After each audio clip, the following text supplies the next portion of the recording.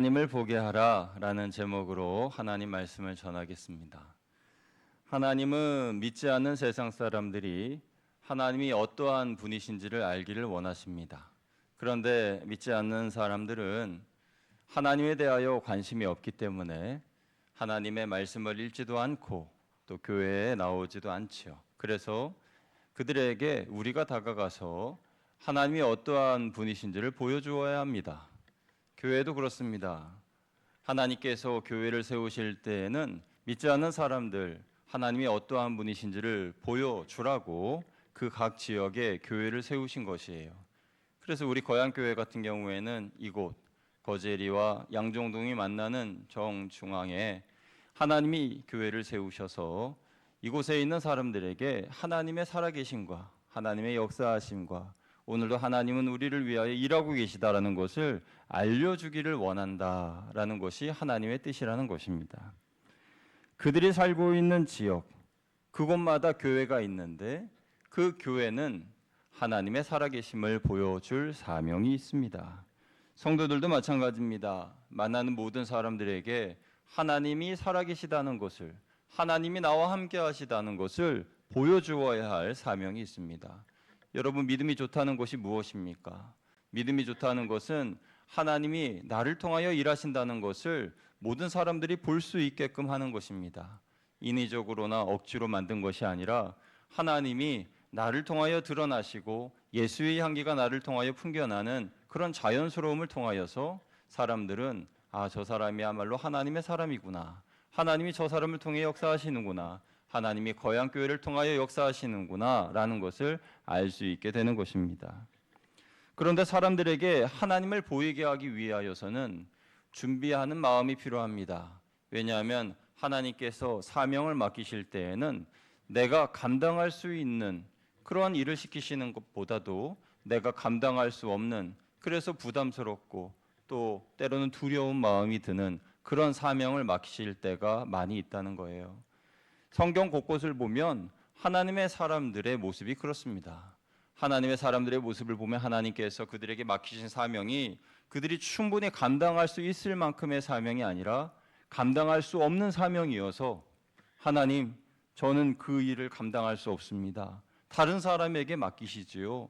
저는 그 일을 할 수 없습니다. 라고 하면서 도망치는 모습들을 우리가 보게 됩니다. 성경의 아브라함을 볼까요? 아브라함은 하나님께서 그에게 사명을 맡기실 때에 한 민족의 아비가 되리라 라고 말씀하셨습니다. 그런데 그가 100세의 아들을 낳기까지 그는 자식을 낳을 수 있는 생물학적인 그런 조건을 갖추지 못했습니다. 아브라함 부부는 아이를 낳을 수 없는 형편이었다는 것이에요. 모세를 볼까요? 모세도 출애굽한 이스라엘 백성들을 이끌라라고 하나님 말씀하실 때에 광야에 나아가 반석에서 물이 나오게 하고 또 홍해 바다를 건너고 하늘에서 만나가 내리고 온갖 기적들이 광야에서 일어나는 일들, 그리고 그 많은 사람들을 이끌고 갈 것이라는 상상을 하지 못했습니다. 하나님의 사명을 받을 때 그는 광야에서 양이나 치고 있는 목동에 불과하였고 그는 많은 좌절감과 낭만 가운데 살고 있었지요. 예수님의 제자들은 어떻습니까? 예수님의 제자들은 예수님께서 승천하신 후에 기도하라 하신 말씀에 순종하여 다락방에 들어가 기도하고 있었는데 성령이 그들에게 임재하시기 전까지 그들은 아무것도 할 수 없는 존재들이었습니다. 그들은 하나님께서 자신들에게 그렇게 크고 놀라운 사명을 맡기실 것이라고 상상도 못했습니다. 성령을 받고 난 뒤에 그들은 각종 외국어를 하게 되었습니다. 우리 여기 청년들 계실 텐데 참 부럽죠? 토익, 토플 점수 높이기 위해서 또 입시를 위해서 열심히 영어 공부하는데 하나님의 성령을 받자 그들은 각계 국어로 이야기할 수 있게 되었어요. 어쩌면 여러분 기도하시는 가운데 하나님이 그런 은혜를 주실지도 모르겠습니다. 열심히 기도하시기 바랍니다. 그래서 그런 놀라운 일들을 경험하고 베드로의 경우에는 하나님의 말씀을 선포할 때에 그때 그 자리에서 회개하여 3,000명이나 되는 사람들이 구원을 받았고 또 며칠이 지나서 성전 문 앞에서 구걸하던 평생 일어나 보지 못했던 사람을 일으킨 후에 그 자리에서 말씀을 전파했을 때에는 남자만 5천 명이나 되는 사람들이 회개하여 예수님을 믿게 되었습니다. 여러분 어떻습니까? 이러한 모습들을 볼 때에 하나님의 사람들은 하나님의 사명을 받을 때에 내가 이렇게 큰 일을 감당할 것이다 라고 상상도 못했습니다. 하나님은 하나님의 큰 일을 우리에게 맡기십니다. 우리가 할 수 있는 그만큼만 맡기시는 것이 아니에요. 어떤 분들은 말씀합니다. 하나님은 내가 할 수 있는 만큼만 일을 시키셔. 그러나 그것은 착각입니다. 성경 어느 곳에도 하나님의 사람들이 그 사람이 할 수 있는 만큼만 일을 시킨 적은 없어요. 그 사람의 그릇대로, 그 사람의 성품대로, 그 사람의 역량대로, 그 사람이 할 수 있는 그런 비전대로 그만큼만 맡기신 것이 아니라 하나님 크기의 비전과 하나님 크기의 사명을 맡기신 후에 내 입을 넓게 열라 그리하면 내가 채우리라 라고 하나님 말씀하셨습니다. 아멘. 그러니까 하나님의 크기의 사명과 하나님 크기의 비전과 하나님 크기의 꿈과 하나님 크기의 미래의 일들을 맡기신 후에 그것을 감당하기가 벅차할 때에 내가 너와 함께하지 않느냐, 내가 너에게 새 힘을 주지 않느냐, 내가 너에게 능력을 주지 않느냐, 그러므로 너는 감당할지어다 라고 말씀하신 거예요. 교회가 그렇고 우리 성도들이 그렇습니다. 구약의 시대나 사도 요한의 시대 그리고 사도의 시대 그때뿐만이 아니라 지금 이 시대에도 하나님은 동일하게 그렇게 역사하신다는 것을 우리는 믿어야 합니다. 하나님은 지금도 교회와 성도들에게 사명을 주실 때 그들이 할 수 있는 분량의 크기만큼만 주시는 것이 아니라 하나님 크기에 맞춰진 사명을 주십니다. 그래서 사명을 받은 사람들이 사명을 받을 때의 첫 번째 모습은 놀라고 두려워하고 외면하고 피하려고 합니다. 왜냐하면 자신이 그 일을 감당하기에는 너무나 벅차기 때문이죠. 그러나 사실 하나님이 주신 사명은 하나님이 채워주시고 하나님이 이루어 주십니다. 이 사실을 깨닫기만 한다면 우리는 하나님께 순종함으로 따라갈 뿐인데 그것을 감당하지 못하여서 두려워하고 떨면서 도망가려 하는 것이죠. 걱정할 필요가 전혀 없는 것이죠. 하나님께서 책임져 주시기 때문입니다. 그러나 그렇다고 해서 성경에 하나님의 사람들의 모습을 볼 때에 그것까지 미리 계산해서 하나님이 말씀하실 때에 사명을 주실 때에 아멘 하나님 제가 하겠습니다 하고 자원하여서 하나님의 일을 받아들인 사람은 거의 없습니다. 여러분도 하나님께 사명을 처음 받으셨을 때에 어떠한 반응이셨나요? 처음 하나님의 사명을 받았을 때는 깜짝 놀라셨을 겁니다. 하나님 저 같은 사람이 어떻게 이 일을 할 수 있습니까? 그러면서 그 일을 외면하려 하고 또는 도망가려고 했을지도 모릅니다. 그러나 하나님께서 여러분을 설득하셨을 것이고 여러분은 순종하는 마음으로 하나님 앞에 나아왔을 것이고 그래서 하나님께서 보여주시는 크고 놀라운 일들을 경험하셨을 겁니다. 그렇게 우리는 하나님을 알게 된 것입니다. 그런데 더 중요한 것은 하나님이 이런 큰 일들을 우리에게 보여주시는 이유가 무엇입니까? 교회를 통하여서 하나님의 크신 사명을 감당하라고 말씀하시는 이유가 무엇입니까?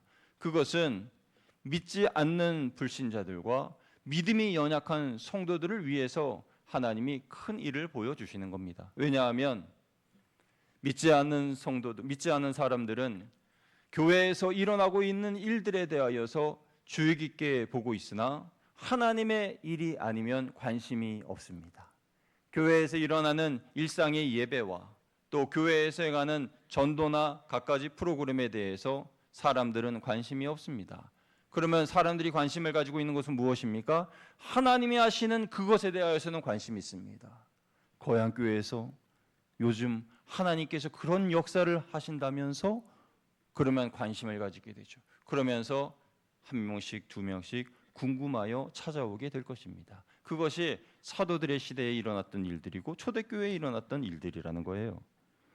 오늘 본문의 시험 같은 경우에는 연약한 이스라엘 백성들의 믿음을 확고하게 하시기 위하여서 하나님이 홍해바다의 시험을 허락하셨습니다.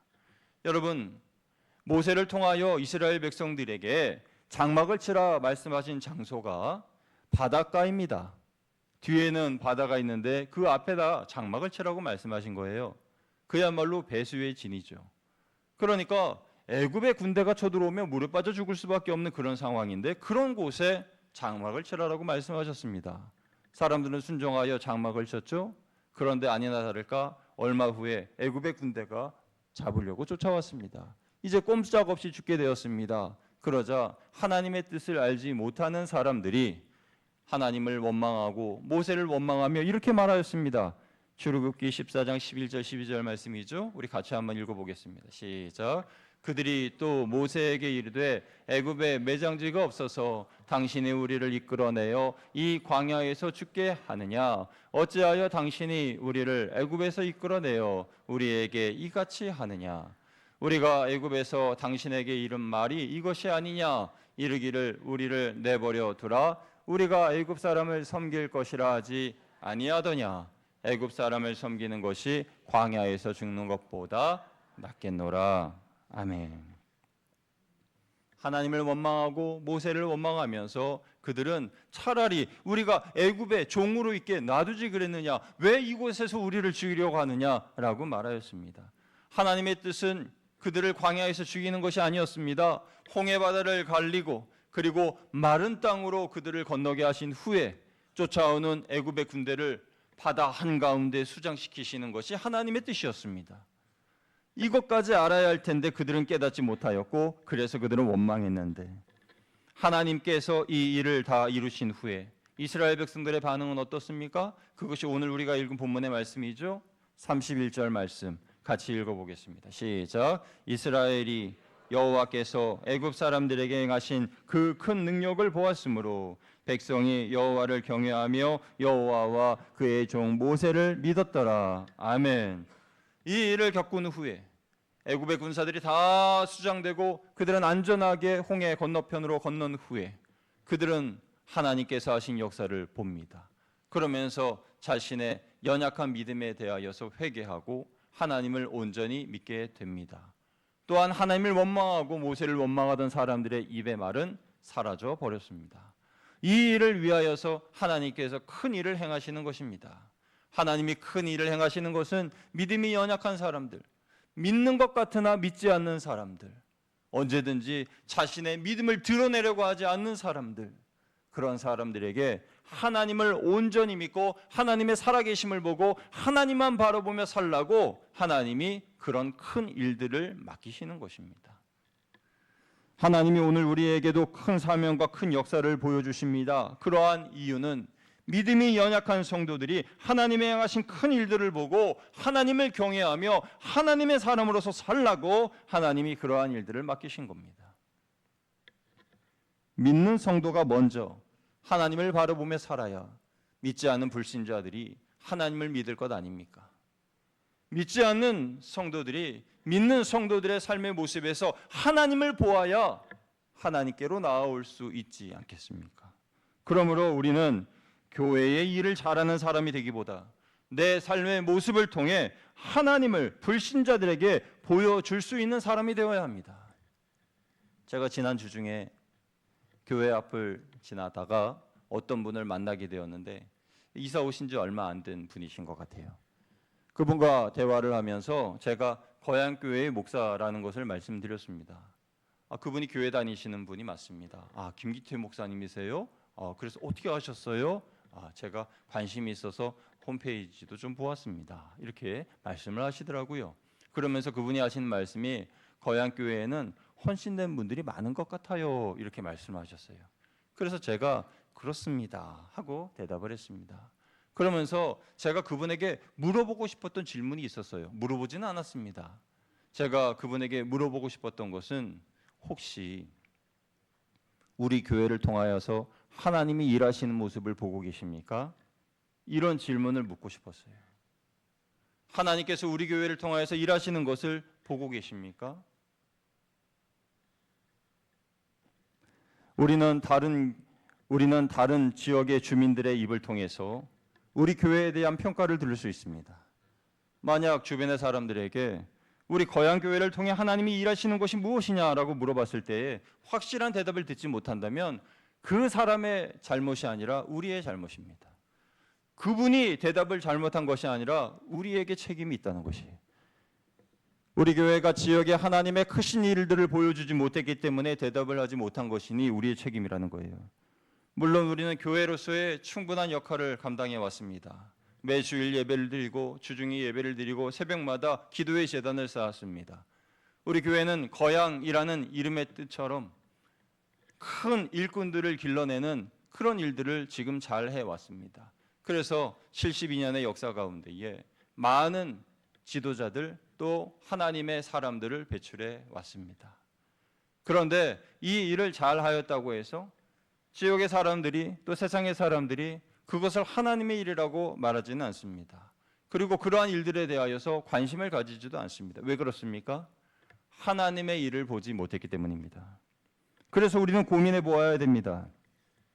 우리 교회를 통하여서 하나님이 위대한 역사를 보여주셨음에도 그들과 접점이 있지 않아서 그들이 하나님의 역사를 깨닫지 못한 것은 아닌가, 우리 교회에 대한 관심을 갖지 못한 것은 아닌가라는 것을 생각해 보아야 한다는 것이죠. 우리는 교회에 헌신된 성도가 많으면 하나님께서 그 교회를 통하여 일하신다라고 생각하지만 실상은 그렇지 않을 수도 있습니다. 교회에 아무리 헌신된 성도가 많다고 하더라도 하나님의 일을 하는 그런 성도, 무관심하며 교회에 일만 하는 성도가 많다면 하나님의 역사가 그 교회에 일어날 수 없습니다. 이 말을 들으시는 여러분들은 목사님, 교회의 일이 하나님의 일 아닌가요? 교회의 일이 하나님 일 아닌가요? 라고 물어보실 수 있을 거예요. 그럼 저는 여러분들에게 대답합니다. 교회의 일이 꼭 하나님의 일이라고 할 수 없습니다. 여러분, 자신들의 생각이 중심이 되어서 일하는 교회, 그 교회는 하나님의 일을 한다고 볼 수가 없습니다. 하나님의 일에 무관심하면서 하나님의 일에만 교회의 일에만 헌신한다면 하나님의 역사가 일어나지 않습니다. 교회가 다 우리 교회처럼 평안하고 사이가 좋은 곳은 아닙니다. 어떤 교회는요, 장로회와 안수집사회가 서로 다투고 싸웁니다. 어떤 교회는 시무장로님들과 은퇴하신 장로님들이 서로 갈라져서 싸웁니다. 그런 교회의 성도들에게 우리 교회는 당회원과 안수집사회가 족구를 하고 끝나고 나서 식사를 하고 합니다. 이렇게 이야기하면요, 그러면 깜짝 놀라면서 너무 부러워해요. 우리 교회는요, 시무장로님들이 정기적으로 은퇴장로님들에게 식사를 대접하고 또 은퇴장로님들은 고마워서 우리 시무장로님들에게 삼계탕도 사주십니다. 이렇게 이야기하면 너무너무 부러워합니다. 뭐 삼계탕 드셔봤어야 부러운 마음을 여러분, 삼계탕 안 드셨다고 지금 인상 쓰시는 거예요?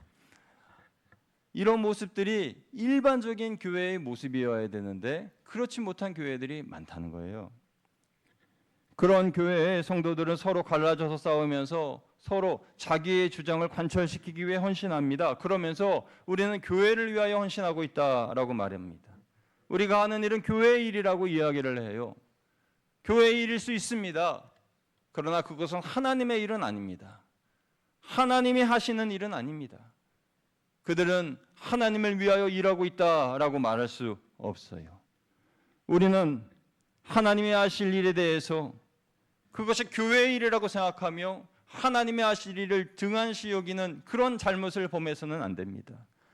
우리는 하나님이 하실 일에 대해 믿음으로 도전해야 됩니다. 그 믿음의 도전이 벼랑 끝에 있고 내 뒤에 바닷가에 있어서 배수의 진과 같은 그런 위기가 있다 할지라도 우리는 믿음으로 도전해야 됩니다. 믿음과 용기를 내야 됩니다. 그때 우리는 하나님만이 우리를 구원하신다는 믿음으로, 용기로 살 수 있는 것입니다. 어떤 경우에는 그런 믿음과 용기를 주시기 위해 하나님께서 우리를 벼랑 끝에 모실 때가 있습니다. 바다 끝에 모실 때가 있어요. 그런 상황이 오기 전에 우리는 믿음으로 하나님 앞에 나아가야 하고 용기를 가지고 하나님의 일에 도전을 해야 합니다. 우리는 교회의 일에 헌신하는 사람들이 아니라 하나님의 일에 헌신하는 사람들이 되어야 합니다. 믿음으로 우리는 하나님께서 오늘도 역사하고 계심을 사람들에게 보여주어야 합니다. 사람들은 교회가 참 좋은 일을 많이 하는 곳이라고 말합니다. 네, 교회는 참 좋은 일을 많이 합니다. 우리 교회 같은 경우에도 지나가시는 분들 생수 드시라고 무료로 준비해 놨죠. 그런데 교회는요, 정확하게 말씀드리면 좋은 일을 하는 곳이 아닙니다. 교회는요, 좋은 일을 하는 곳이 아니라 하나님의 일을 보여주는 곳입니다. 하나님이 역사하시는 그 일을 보여주는 곳이 바로 교회입니다. 하나님의 일을 사람들이 볼 때에 아하, 교회는 좋은 일을 하는 곳이 아니라 좋은 일도 하지만 하나님의 영광을 위하여 하나님의 일을 하는 곳이구나라는 것을 깨닫게 되고, 그리고 조용히 교회가 어떤 곳인지 더 궁금하여 나오게 될 것입니다. 그때 하나님과 예수님께서 교회를 통하여 영광을 받으시는 것입니다. 세상 사람들은 하나님이 어떤 분이신지 알고 싶어하지 않고 관심도 없습니다. 세상 사람들이 하나님과 교회에 관심을 쏟지 않는 이유는 성도들이 오직 하나님만이 하실 수 있는 일에 반응을 보이지 않고 교회의 일에 잠식되어 있기 때문에 그렇습니다. 그래서 우리는 하나님이 하셨다고밖에는 설명할 수 없는 일들에 대해서 관심을 가져야 합니다. 우리는 하나님이 어떤 분이신지 알리는 일에 관심을 가지고 사람들에게 그 일을 보여주어야 합니다. 그때 사람들은 하나님의 일하심을 직접 눈으로 보고 체험하게 되고 그 체험을 통하여서 하나님 앞으로 나아오게 됩니다. 만약 우리가 올해도 그리고 내년에도 하나님만이 하실 수 있는 일을 하지 않고 그 시도조차 하지 않고 그저 평범하게 교회의 일만 한다면 우리는 믿음으로 사는 것이 아닙니다. 그런 모습은 믿음을 발휘하지 않는 것입니다. 그때 우리는 교회의 일에는 충성스러울지 몰라도 하나님의 일에는 불충하는 것입니다. 그리고 그런 모습으로는 하나님을 기쁘시게 할 수도 없고 하나님의 상을 받을 수도 없습니다.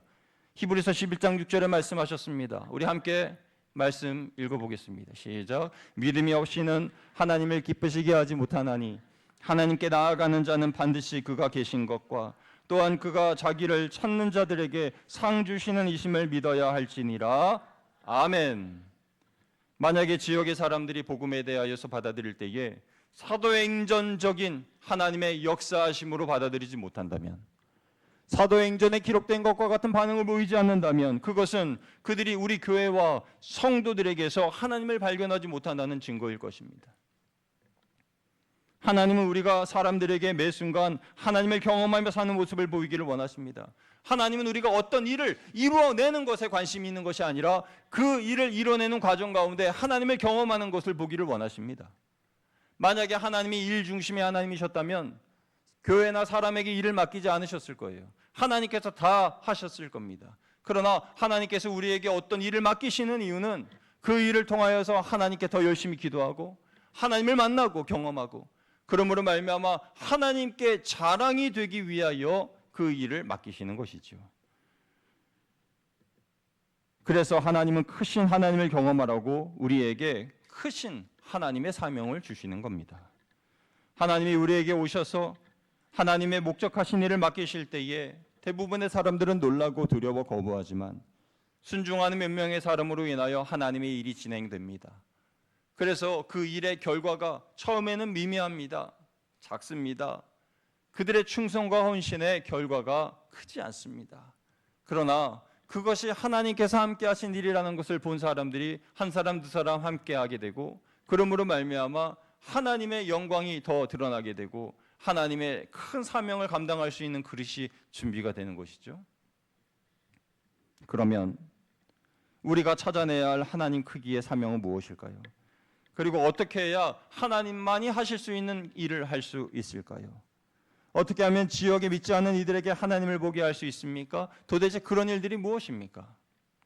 그것은 아마도 여러분 마음속에 타오르다가 꺼져버린 그것이 하나님 크기의 사명일 것입니다.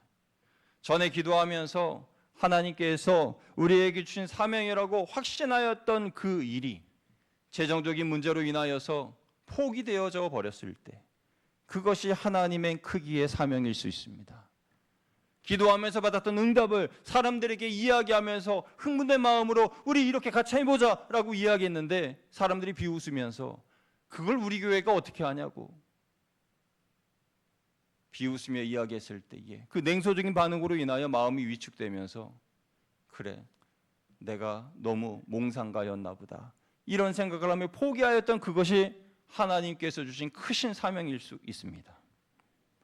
사람들의 무관심이나 비웃음으로 인해 포기되어졌던 일들, 재정적인 부담으로 인하여 잊혀졌던 계획들, 현실주의자들과 합리주의자들로 인하여 묻혀졌던 나의 비전들, 너는 몽상가야 라는 말에 마음이 상처를 받아서 스스로 위축되었던 그 일들 등등등 그래서 이제는 아무 말도 하지 않고 하나님의 일이 아닌 교회의 일에만 열심을 내고 있는 나의 모습, 그런 모습으로부터 돌아서야 합니다.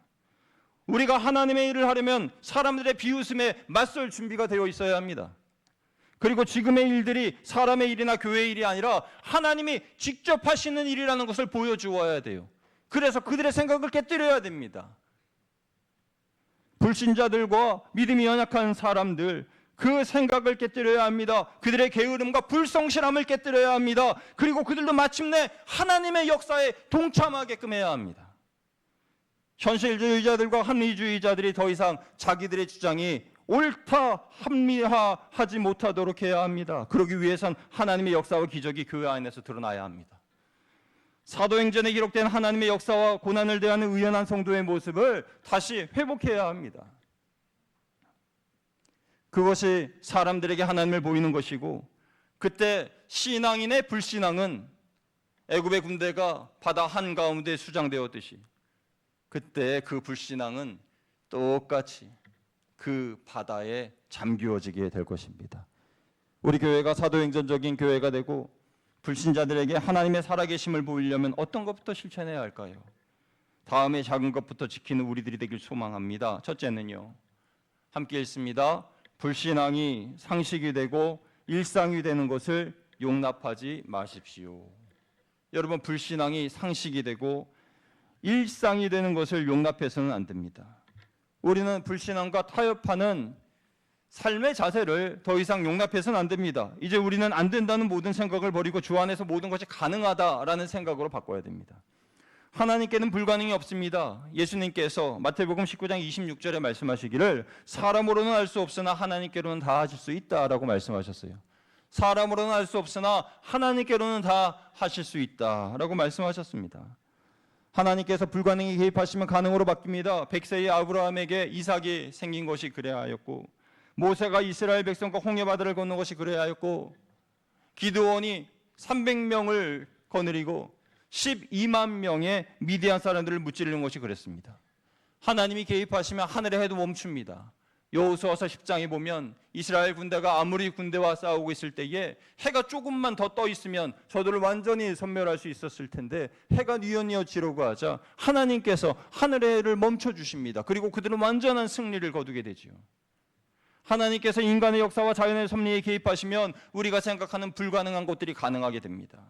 하나님께서 내 삶에 개입하시면 불가능이 가능하게 되고, 하나님의 한 사람의 삶에 개입하시면 그 사람의 미래가 바뀌고, 하나님께서 교회에 개입하시면 그 교회는 세상 사람들에게 하나님의 살아계심을 보이게 될 것입니다.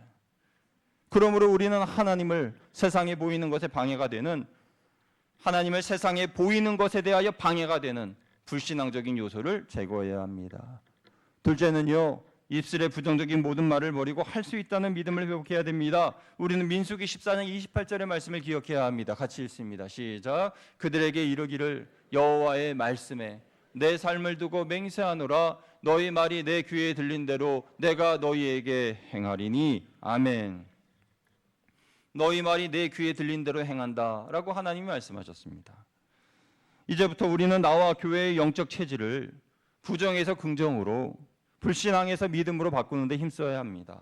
이 작은 노력에서부터 우리는 하나님을 세상에 보일 수 있습니다. 여러분, 고아의 아버지라고 불리는 조지 밀러가요, 청소년 시절에 불황자로 살았습니다. 아버지의 돈을 훔치고 거짓말을 힘썼고 나쁜 짓을 하다가 교도소에 들어가기도 했습니다. 그래서 누구나 다 포기할 법한 그 조지 밀러에게 그 동네 목사님은 그를 포기하지 않고 긍정적인 말 한마디로 그의 삶을 변화시킵니다. 목사님이 하시는 말씀은, 조지야, 하나님은 너를 택하셨고 한 번 택하신 자는 절대로 버리지 않으신다. 낙심하지 말고 노력하면 넌 반드시 훌륭한 사람이 될 거야 라는 이 말 한마디가 그의 삶을 바꿨습니다. 바람에 흔들리는 갈대란 부정적인 이름의 뜻인 시몬에게 예수님은 너는 반석이 되리라 라고 말씀하시면서 그 이름을 반석이라는 뜻의 베드로로 불러주셨습니다. 말에는 인간의 자화상을 변화시키는 능력이 있습니다. 너는 훌륭한 사람이야. 너에게는 무한한 잠재력이 있어. 너는 반드시 성공할 거야. 이런 말들이 하나님의 귀에 들리게 해야 합니다. 가능성을 키워주는 긍정적인 말은 소망과 꿈을 불어넣어 줍니다. 그래서 인간은 말을 만들었고 말은 인간을 만든다라는 그런 이야기가 있습니다. 말은 자신을 드러내는 것이고 어떤 말을 선택하느냐에 따라 인생의 미래가 바뀝니다. 그래서 부정적인 말보다 긍정적인 말들을 많이 하시기를 바랍니다. 한번 저를 따라해 주시면 감사하겠습니다. 주먹을 이렇게 불끈 쥐시고요. 저를 따라하시면 감사하겠습니다. 나는 잘 될 수밖에 없어요. 나는 승리합니다. 나는 건강합니다. 나는 행복합니다. 나는 축복받았습니다. 이 중에 하나를 옆에 있는 사람에게 해주세요. 시작. 당신은 하나님의 축복을 받았습니다. 당신은 건강하실 것입니다. 당신은 잘 될 것입니다. 할렐루야. 그 고백대로 될 줄 믿습니다. 셋째는요, 믿음의 상승 곡선을 그려야 합니다. 이 내용은 우리가 첫 새벽 기도회 때에 말씀드렸던 내용이기도 한데요, 좋은 말씀이어 잠깐 나눌게요. 우리 인생은요, 직선이 아닌 곡선입니다. 굴곡이 있다는 뜻이죠. 그런데 어떤 사람들은 상향 곡선을 오르면서 그리기도 하고 어떤 사람은 하향 곡선을 그리기도 합니다. 누구나 다 상승 곡선을 그리며 살기를 원하죠. 그러나 현재의 삶에 충실하지 않고 지금 받아야 할 은혜에 대하여 소홀하게 되면 상승 곡선을 그릴 수 없습니다. 그래서 우리는 고린도후서 6장 2절 말씀을 기억해야 합니다. 우리 같이 읽어보겠습니다. 시작. 이르시되 내가 은혜 베풀 때에 너에게 듣고 구원의 날에 너를 도왔다 하셨으니 보라 지금은 은혜 받을 만한 때요 보라 지금은 구원의 날이로다. 아멘. 하나님께서 주시는 은혜를 지금 받아야 합니다. 하나님께서 주시는 구원의 체험이 지금 있어야 합니다. 과거에 한번 있는 그 기억을 지금 계속 이어가는 것이 아니라 오늘 매일 매 순간이 하나님의 은혜요 하나님의 구원이어야 합니다. 어떤 분은 하나님이 주시는 은혜를 지금 받지 않고 나중에 받으려고 합니다. 그래서 나중에 할게요, 다음에 갈게요, 이렇게 교회에 대하여 거부하게 되죠. 그러나 나중과 다음은 여러분의 것이 아닙니다. 미래는 내 것인 것 같지만 그 미래가 오늘까지일 수 있습니다. 미래가 나에게 주어지지 않을 수 있어요. 그래서 지금 은혜 받으라는 겁니다. 지금 기도해야 되는 것이고 지금 하나님 앞에 나아가 무릎을 꿇어야 한다는 것입니다. 지금 하나님 앞에 온전히 서 있지 않으면 나는 믿음의 상승 곡선을 그릴 수 없습니다. 굴곡은 있을 수 있어요. 그러나 상향 곡선을 그리려면 지금 하나님의 온전하신 은혜를 받아야 하고 믿어야 하고 기도해야 합니다. 믿음의 상승 곡선은 지금 최선을 다하는 나의 신앙의 자세로 인하여 주어지는 겁니다. 이런 사람들이 슬럼프에서 이겨내고 하나님의 기적을 체험하고 세상 사람들에게 하나님의 모습을 보여줄 수 있는 거예요. 그래서 우리는 삶의 태도를 바꿔야 합니다. 잘 된다고 우월감에 빠지거나 만족감에 빠지면 안일해지고 실수를 범하여 나태하기 쉽습니다. 반대로 인생이 잘 안 풀린다고 해서 좌절하거나 포기해서는 안 됩니다. 그럴 필요가 없어요. 당장 눈앞에 보이는 부정적인 현상 때문에 내 인생 전체를 어둠으로 가둘 필요가 없다는 것이에요. 항상 먹구름 위에는 찬란한 태양이 비치고 있지 않습니까? 지금의 과정일 뿐 언젠가는 지나가는 겁니다. 그러니까 지금의 상황에 눌려 있을 필요가 없는 거예요. 내 믿음이 항상 상승 곡선을 그리기 위해서 지금 은혜를 지키십시오. 지금 말씀을 읽으십시오. 지금 하나님께 기도하십시오. 그러면 나도 모르는 사이에 나는 교회의 일을 하는 사람이 아니라 하나님의 일을 하는 사람으로 바뀌게 될 거예요. 물론 교회의 일이 하나님의 일인 경우도 많습니다. 그러나 단적인 아까 이 예를 들어 말씀드린 겁니다. 여러분, 믿음의 성도, 믿음의 사람들은 하나님의 살아계심을 두 눈으로 보고 하나님께서 일하시도록 나의 모든 것을 드리는 사람들입니다. 그 모습을 본 사람들은 조용히 찾아와서 정말 하나님이 계시나요? 정말 하나님이 살아계십니까? 당신을 보니 하나님이 있는 것 같아요. 저도 하나님을 믿고 싶어요 하고 나오게 되는 것입니다. 비록 내 믿음의 첫걸음이 미미하고 작은 충성과 헌신처럼 느껴진다 하더라도 물방울이 모여서 강을 이루는 것처럼 우리 믿음도 모이고 모이면 하나님의 거대한 폭포가 되고 하나님의 거대한 바다가 되는 것입니다. 그렇게 우리가 하나님의 영광을 위하여서 믿음으로 헌신하고 충성하게 되면 우리에게도 하나님의 놀라운 기적이 일어났는데 홍해 바다가 갈린 것 같은 그런 역사가 우리의 삶에 일어나게 될 것입니다. 바로 그 믿음의 현장, 역사의 현장에 저와 여러분이 함께 서 계시기를 주님의 이름으로 축원드립니다. 기도하겠습니다. 하나님 아버지, 하나님께서 사랑하시는 우리 거양교회 모든 성도님들이 하나님의 일을 할 수 있는 사람들이 되기를 원합니다. 그래서 믿지 않는 세상의 사람들이 우리를 통하여 하나님을 볼 수 있게 하여 주시고, 우리 교회가 교회의 일이 아닌 하나님의 일을 함으로 하나님의 기적이 우리 가운데 일어나고, 이 모습을 본 이들이 하나님 앞에 두려워하며 하나님을 경외하며 나아올 수 있도록 하나님이여 역사하여 주시옵소서. 그 믿음의 현장에 항상 우리들이 서 있을 수 있도록 인도하여 주옵소서. 우리 주 예수 그리스도의 이름으로 감사하며 기도드리옵나이다. 아멘.